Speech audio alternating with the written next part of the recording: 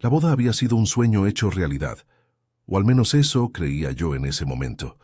El sol de mediodía en Ciudad de México caía con fuerza sobre el jardín del hotel en Polanco, donde las flores de cempasúchil y rosas rojas adornaban cada rincón, recordándome las tradiciones que mi familia siempre había atesorado.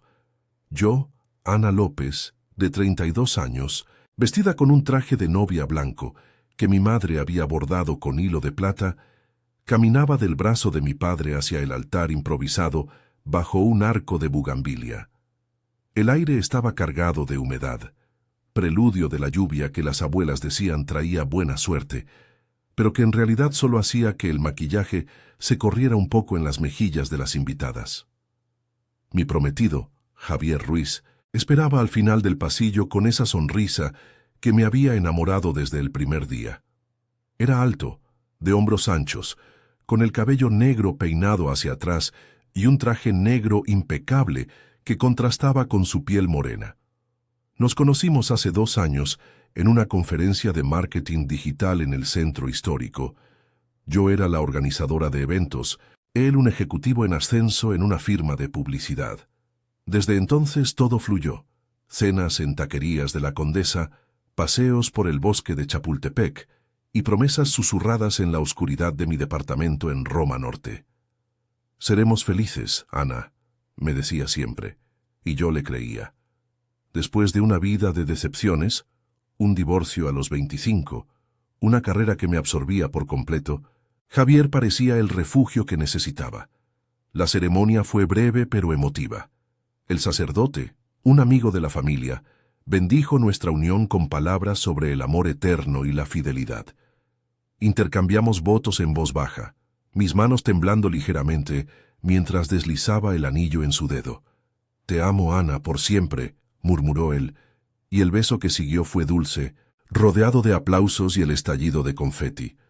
La recepción en el salón del hotel fue un torbellino de risas y música.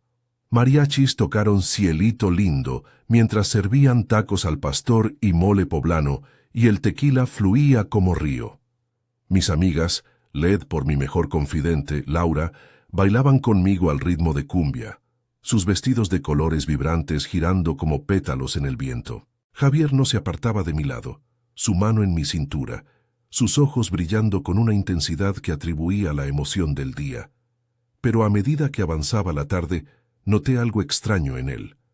Durante el brindis, su copa se quedó intacta, y rechazó un segundo plato de enchiladas con una excusa vaga sobre el estómago revuelto.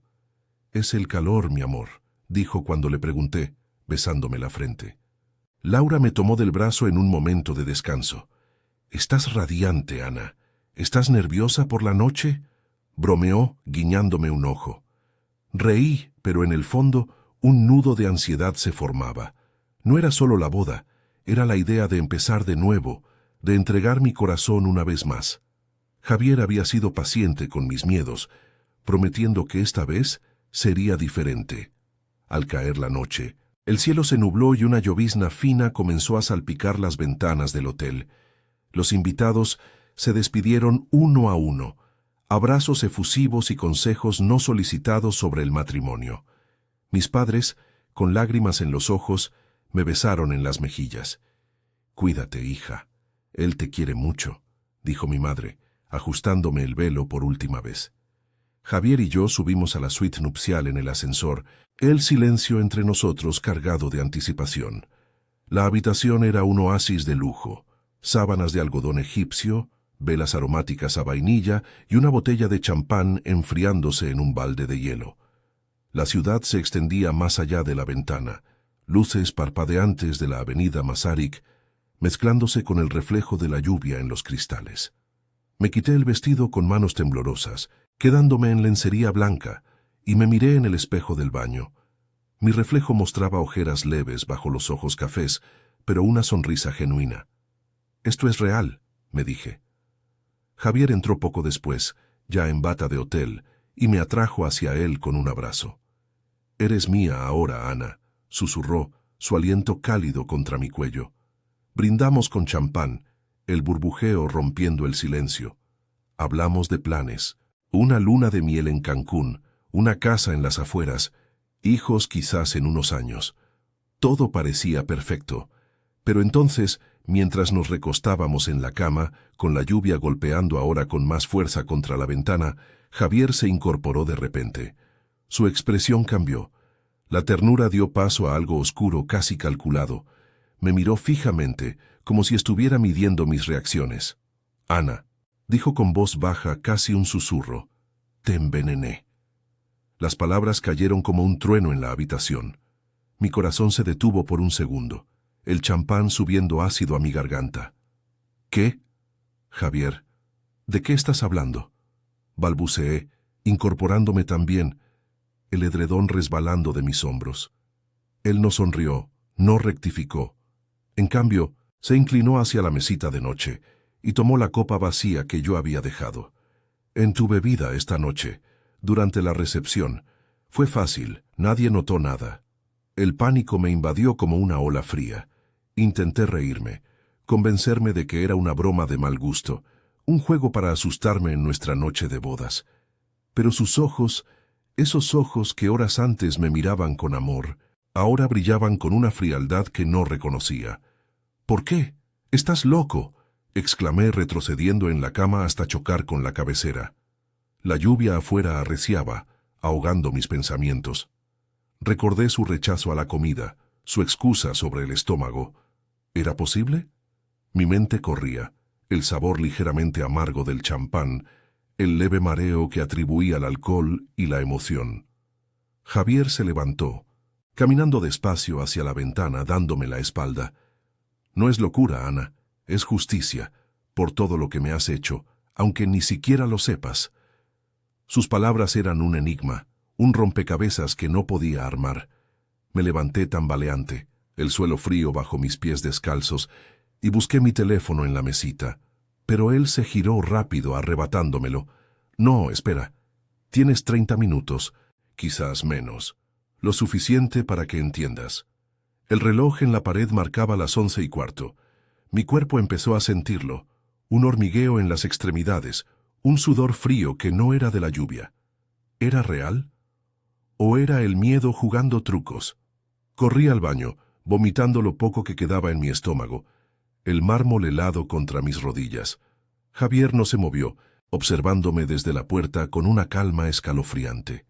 «Dime la verdad, por favor», supliqué entre arcadas, lágrimas mezclándose con el agua del lavabo. Él solo negó con la cabeza.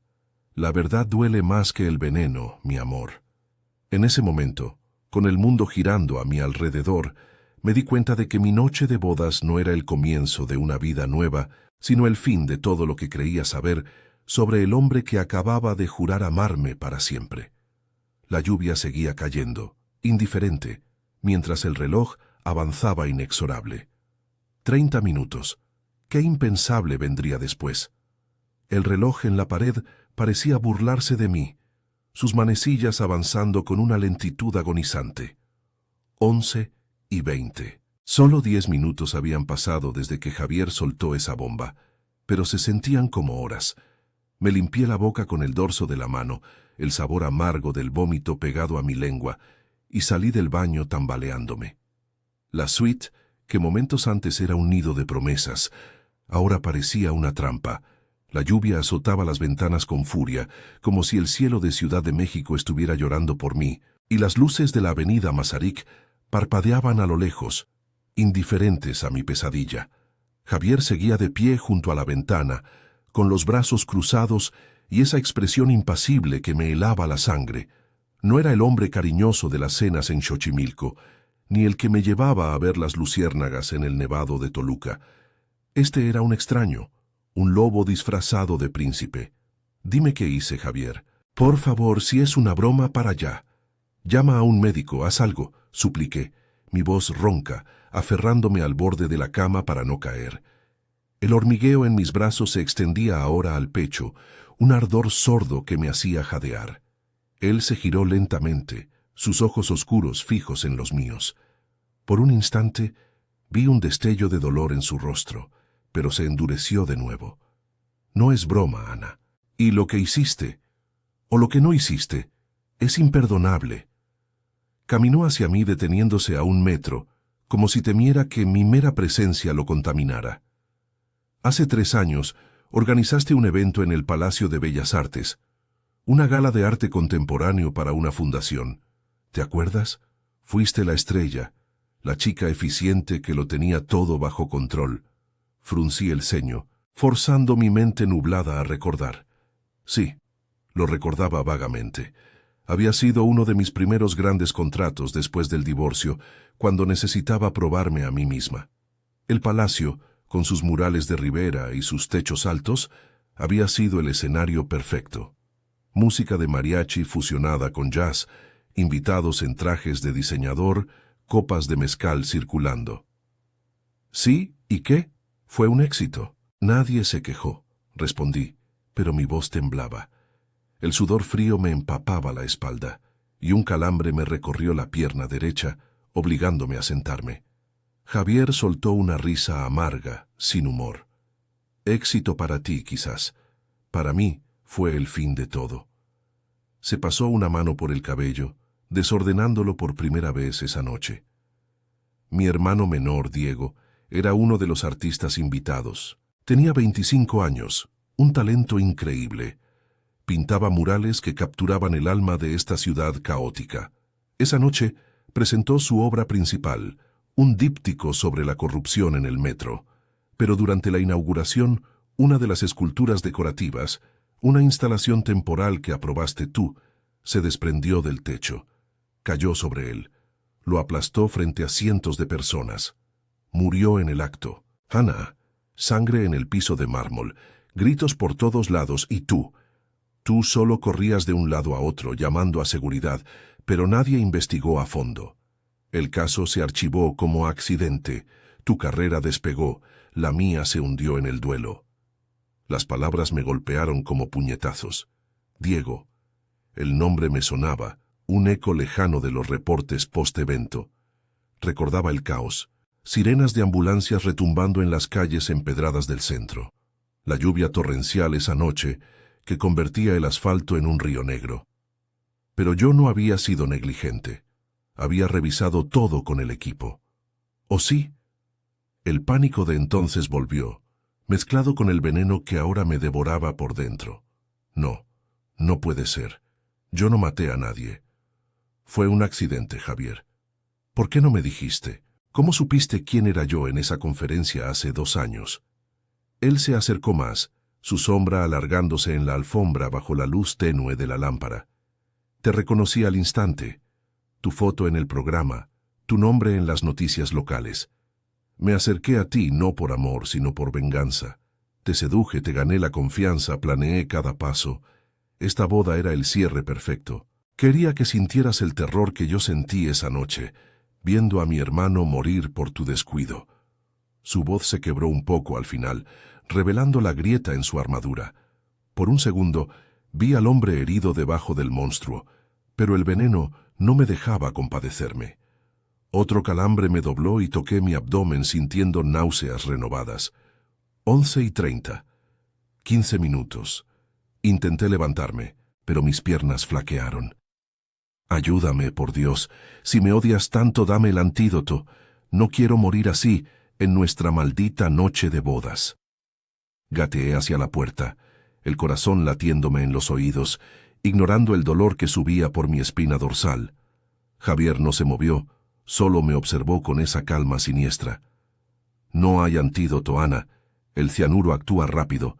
En 30 minutos todo acabará. Piensa en Diego mientras esperas. El pánico me dio una ráfaga de adrenalina. Alcancé la puerta girando el pomo con dedos entumecidos.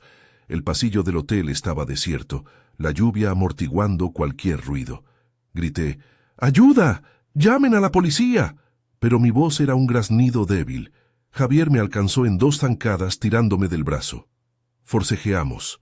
Él era más fuerte, pero la desesperación me hizo arañarle la cara, dejando marcas rojas en su mejilla. ¡Suéltame, bastardo!, grité pateando su espinilla. Rodamos al suelo. La bata de él se abrió, revelando su pecho agitado. Por un momento lo tuve debajo, mis manos en su garganta, pero el veneno me traicionó. La visión se nubló. El mundo giró. 11:45. 25 minutos. Me arrastré de nuevo hacia la cama, jadeando, el sudor mezclándose con lágrimas. Javier se incorporó, limpiándose la sangre de la boca donde le había dado un codazo. «Eres más fuerte de lo que pensé», murmuró, casi con admiración. Se sentó a mi lado, sorprendiéndome, y por un instante su mano rozó la mía. «¿Sabes? Te quise de verdad en algún punto, pero el odio era más fuerte». Habló entonces de su infancia en Iztapalapa, de cómo Diego y él soñaban con escapar de la pobreza, de las noches en que compartían tacos de suadero bajo las estrellas. Sus palabras eran un torrente, como si el tiempo apremiara también para él. 11:50, casi 30 minutos. El ardor en mi pecho era insoportable, mi respiración entrecortada. «Adiós, Ana», dijo él, levantándose. Me preparé para el fin, cerrando los ojos, recordando el jardín de la boda, las risas de Laura, el abrazo de mi madre. Pero entonces, lo impensable ocurrió. Un golpe seco resonó en la habitación. Javier se convulsionó de repente, llevándose las manos al estómago. Cayó de rodillas, su rostro pálido, espuma en los labios. «¿Qué está pasando?», balbuceé, incorporándome a pesar del dolor. Él me miró horrorizado antes de derrumbarse. El veneno, ¿lo había tomado él también?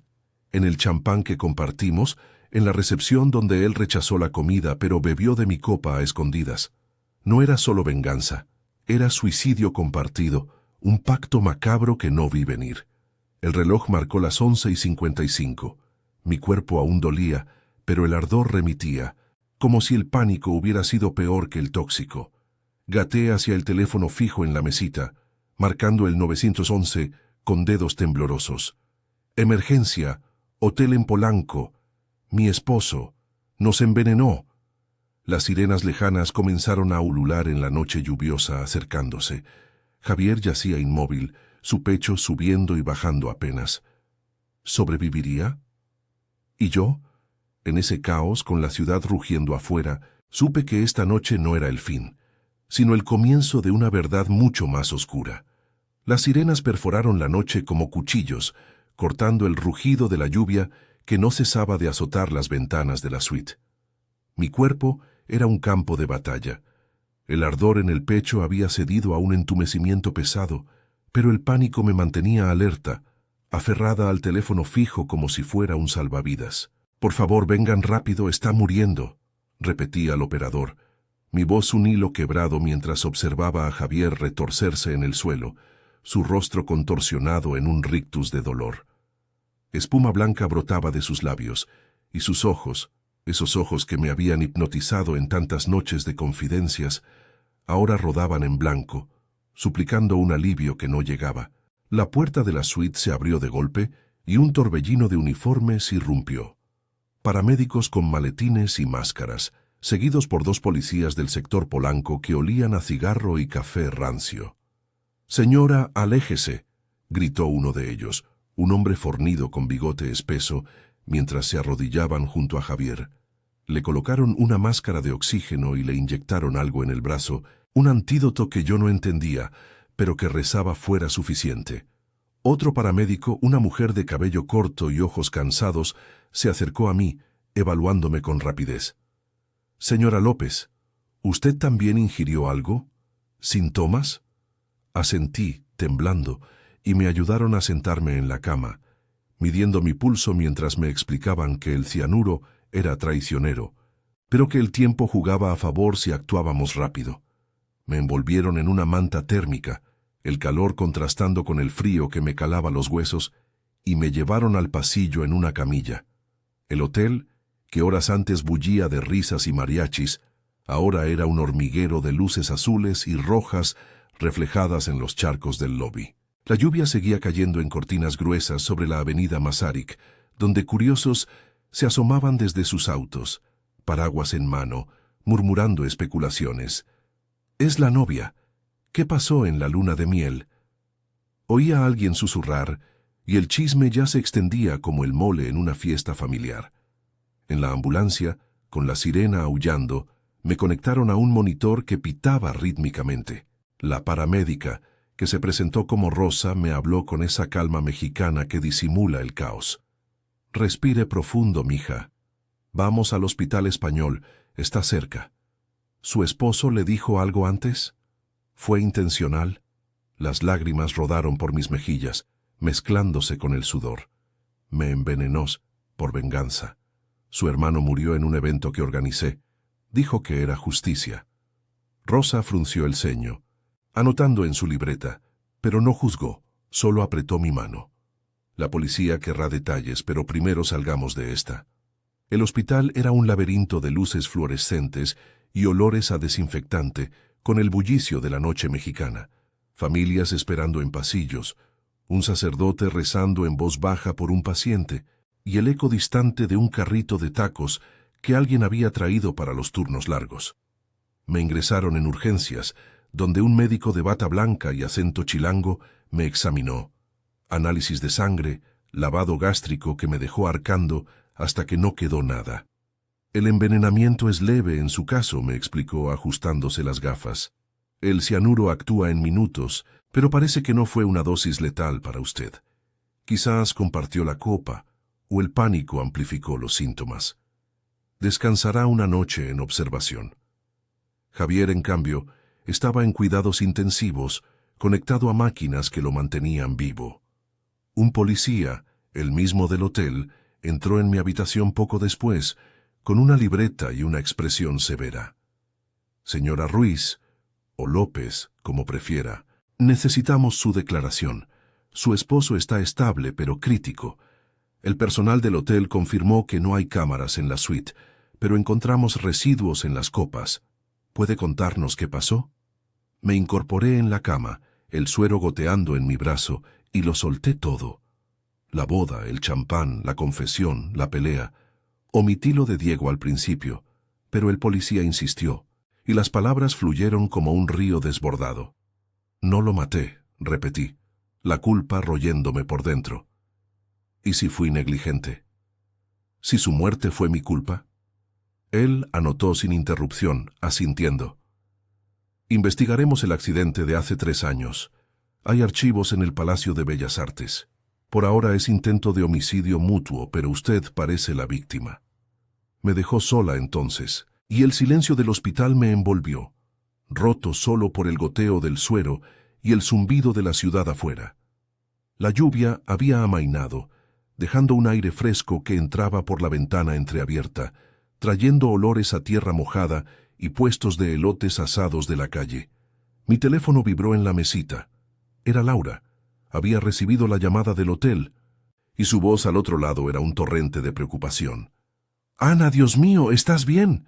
Tus padres están en camino, yo ya estoy en el estacionamiento. ¿Qué demonios pasó?», sollocé, contándole lo esencial, y su rabia fue un bálsamo. «Ese cabrón te sacó de un infierno para meterte en otro, pero estás viva, amiga, y nosotros estamos aquí». Media hora después, entraron. Mis padres, con rostros demacrados por la preocupación, mi madre abrazándome como si fuera niña, oliendo a su perfume de gardenias. «Hija, ¿por qué no nos dijiste de tus dudas?», murmuró mi padre, su mano callosa en la mía. Hablamos en susurros, reviviendo la boda como un sueño roto, y en ese apoyo encontré una fuerza que el veneno no había tocado. Pero el descanso duró poco. Al amanecer, con el sol filtrándose grisáceo por las nubes, una enfermera entró. «Señora, su esposo despertó, quiere verla». Mi corazón se aceleró. ¿Perdón? ¿Explicaciones? ¿O más mentiras? Me levantaron en silla de ruedas, el pasillo interminable, y al entrar en su habitación lo vi. Pálido, con tubos en la nariz, pero vivo. Sus ojos se clavaron en los míos, no con odio, sino con una resignación profunda. «Ana, lo siento», murmuró su voz ronca. «Diego, no paraba de pedirme que te perdonara, pero yo no podía». El policía esperaba afuera, listo para interrogarlo, pero en ese momento solo éramos 2 almas rotas en una ciudad que nunca duerme. La verdad salía a borbotones. Javier había planeado el envenenamiento durante meses, comprando el cianuro en el mercado negro de Tepito, disfrazado de un contacto para investigación de marketing. Pero en la recepción, al ver mi felicidad genuina, dudó. Bebió de mi copa para compartir el destino, un acto de cobardía disfrazado de justicia. Quería morir contigo, para que el mundo supiera, confesó, lágrimas surcando su rostro. Yo lo escuché, el enojo burbujeando bajo la superficie, pero también una piedad inesperada. Me usaste, Javier, pero no te odio, solo. Lástima por los dos. Los médicos nos separaron pronto, él para interrogatorios, yo para recuperación. Afuera la Ciudad de México despertaba, vendedores ambulantes gritando, el metro rugiendo bajo tierra, la vida continuando implacable. Sabía que vendrían juicios, escándalos en los periódicos de la capital, miradas de lástima en las taquerías de la Condesa, pero en ese hospital, con el apoyo de Laura organizando mi defensa y mis padres planeando mi regreso a casa en Coyoacán, sentí un atisbo de renacimiento. La noche de bodas había sido un abismo, pero el impensable no era solo el veneno compartido, era descubrir que incluso en el infierno podía levantarme. Sin embargo, una sombra persistía. ¿Qué más ocultaba Javier? ¿Y si el pasado de Diego guardaba secretos que me arrastrarían más profundo? Los días siguientes en el Hospital Español se convirtieron en un borrón de visitas, interrogatorios y el zumbido constante de las máquinas que vigilaban mi recuperación. La Ciudad de México, con su pulso incesante, se filtraba por las ventanas. El claxon de los taxis amarillos en la avenida Insurgentes, el aroma a tamales de olla que subía desde un puesto callejero cercano, y el sol de mediodía que ahora secaba las calles después de la tormenta, dejando charcos que reflejaban los edificios altos como espejos rotos. Mi cuerpo aún dolía, un recordatorio sordo del veneno que había intentado reclamarme, pero era mi mente la que luchaba más. Flashes de la boda, la confesión de Javier, la imagen de su rostro convulsionado en el suelo de la suite. Laura fue mi ancla en ese caos. Llegaba cada mañana con cafés de la esquina, esos de olla con canela que tanto me gustaban, y noticias frescas de la calle. El chisme está en todos lados, Ana. Reforma y El Universal hablan de la novia envenenada en Polanco. Pero no te preocupes, contraté a un abogado amigo de mi primo en San Ángel. Es bueno, de los que no se dejan sobornar. Su humor negro me sacaba sonrisas débiles, y sus abrazos, firmes y sin lástima, me recordaban que no estaba sola. Mis padres rotaban turnos, mi madre con sopas de verduras caseras que olían a hogar en Iztapalapa, mi padre contando anécdotas de su juventud en el tianguis para distraerme. La vida es como un buen pozole, hija. A veces quema, pero siempre nutre, decía él. Y aunque sonaba a cliché, en sus ojos vi la verdad de un hombre que había superado pérdidas propias. El policía del bigote espeso regresó 2 días después, con un expediente bajo el brazo. Se llamaba Morales, un tipo de unos 50, con arrugas que hablaban de noches largas en patrullas por la colonia Doctores. Señora López, hemos revisado el caso de Diego Ruiz. No fue negligencia pura. La instalación que cayó era de un proveedor externo, y los permisos estaban en regla, firmados por el director de la fundación. Hubo una investigación superficial, sí, pero el laudo oficial lo clasificó como fatalidad imprevisible. Su esposo. Javier lo sabía, tenía copias de los reportes. Parece que el duelo lo torció, lo convirtió en obsesión. Me mostró fotos amarillentas, el Palacio de Bellas Artes esa noche, con el techo dañado y una silueta cubierta en el suelo. Lágrimas calientes rodaron por mi rostro. No era inocente del todo, había apurado las revisiones por presión de plazos, pero tampoco culpable como Javier pintaba. Él me culpó para no enfrentar su propio dolor, murmuré, y Morales asintió cerrando el expediente. Lo acusaremos de intento de homicidio y posesión ilegal de tóxicos. Usted es testigo clave, pero también víctima. Tome terapia, esto deja huella. Javier lo transferían esa misma tarde a la cárcel de Reclusorio Oriente, un lugar gris en el este de la ciudad donde el sol apenas llegaba. Insistí en verlo una última vez, contra el consejo de Laura. No vayas, Ana.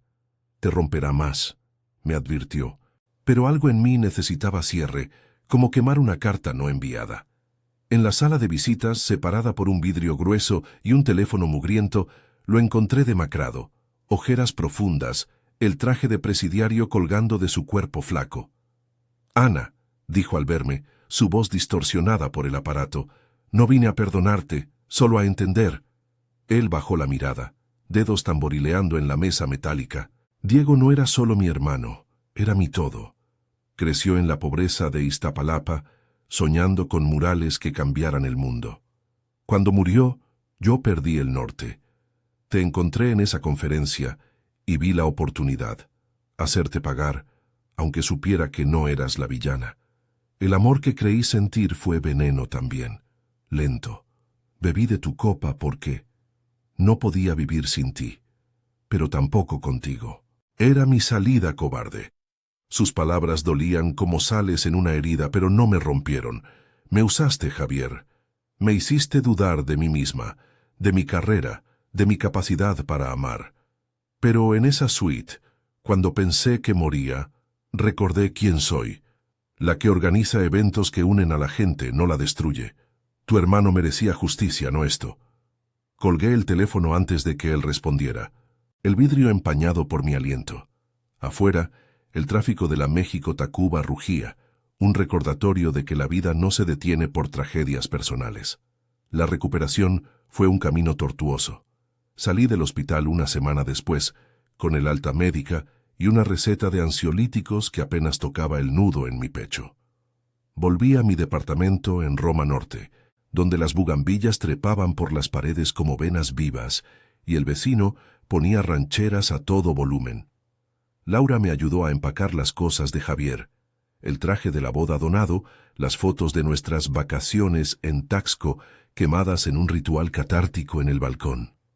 Mis padres me convencieron de mudarme temporalmente a su casa en Coyoacán, con su jardín de nopales y el mercado a 2 cuadras, donde el olor a chiles rellenos me devolvía el apetito. Allí, entre tardes de pláticas con mi madre y caminatas por el Parque de los Vinos, ahora llamado Chapultepec, pero para nosotros siempre sería el viejo nombre, empecé a reconstruirme. El juicio fue rápido, como todo en esta ciudad acelerada. Javier se declaró culpable, recibiendo 10 años por intento de homicidio agravado. Los periódicos lo titularon «La venganza nupcial en Polanco», pero yo evité las noticias, enfocándome en terapia con una psicóloga en la Condesa que me ayudó a desentrañar la culpa residual. «No cargues el peso de los muertos ajenos», me dijo en una sesión bajo la lluvia fina que volvía a caer. Y tenía razón. Organicé un pequeño homenaje a Diego en el Palacio de Bellas Artes, una exposición de sus murales, donados por la familia, con mariachis tocando «Si nos dejan» al atardecer. Asistieron pocos, pero Laura y mis padres estuvieron allí, su apoyo un escudo contra las sombras. Meses después, caminando por el Zócalo en una feria del libro, sentí el sol cálido en la piel y el bullicio de la gente. Vendedores de esquites, niños riendo, el Palacio Nacional vigilante. El impensable no había sido solo el veneno, era sobrevivir y crecer de él. Ya no era la Ana que temía el amor, era la que lo abrazaba con cautela, lista para nuevas conferencias, nuevas cenas en taquerías, una vida tejida de resiliencia mexicana. Javier era un capítulo cerrado, pero yo, abierta a páginas frescas, bajo el cielo eterno de esta ciudad que, como yo, siempre renacía.